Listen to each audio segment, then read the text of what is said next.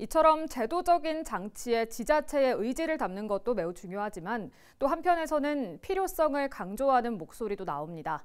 특히 세종의 경우 절도 사건 4건 중 1건이 자전거 절도 범죄일 정도로 심각성이 매우 큰데요. 관리 대안으로 자전거 등록제 도입 필요성이 나오지만 시기상조라는 의견도 많다고 합니다. 이어서 김우순 기자의 보도입니다. 지난 2019년 기준 세종시 대중교통에서 자전거가 차지하는 수송 분담률은 6.2%로 전국 평균의 2배를 훨씬 웃돕니다. 공영 자전거 시스템이 잘 구축돼 있고 자전거 도로 총 길이만 400km를 넘는 등 자전거 타기 좋은 환경이 한몫하고 있습니다.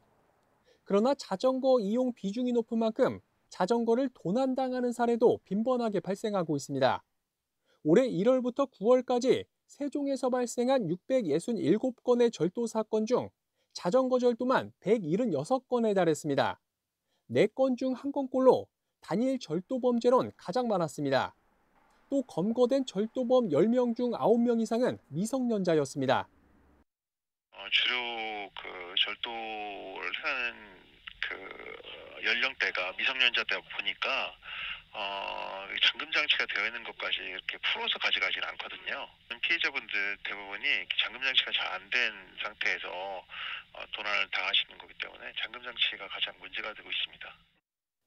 경찰은 절도범 대부분이 미성년자인 상황에서 검거만이 절도 예방에 있어 능사가 아닌 것은 물론 한정된 경찰력만으론 한계가 있다고 말합니다. 이 때문에 자전거 관련 범죄를 근본적으로 막기 위한 대책이 필요하다는 목소리가 끊임없이 제기돼 왔습니다. 우선 대안으로 꼽히는 건 자전거 등록제입니다.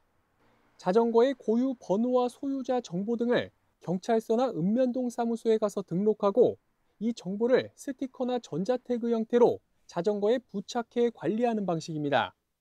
어디든지 안심하게 이렇게 자전거 주차할 수도 있고 또 이제 자전거 요즘들 많이 또 이용도 하잖아요. 또 시민들한테도 또 편리하고 또 좋을 것 같아요. 또. 그러나 세종시는 반대 입장입니다.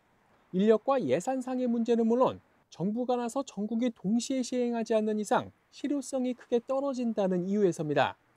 실제 현재 자전거 등록제를 시행 중인 지자체는 전국에 11곳에 불과합니다. 자전거 전문가들 사이에서도 부정적인 의견이 나오는 이유입니다. 등록을 했을 때 그 관리를 어떻게 해야 되는지가 이제 중요하거든요. 행정 시스템하고 또 현장의 자전거하고의 그런 그 관계를 밀착하게 하겠다는 연구를 해야 되고 어떻든 당분간은 그다음에 조만간은 그 등록제의 시행이 어쨌든 상당히 체계화되기는 좀 어렵지 않을까 그렇게 생각이 됩니다. 자전거 이용 활성화 정책과 더불어 안심하고 탈 수 있는 제도적 장치 마련이 시급해 보입니다. BTV 뉴스 김우순입니다.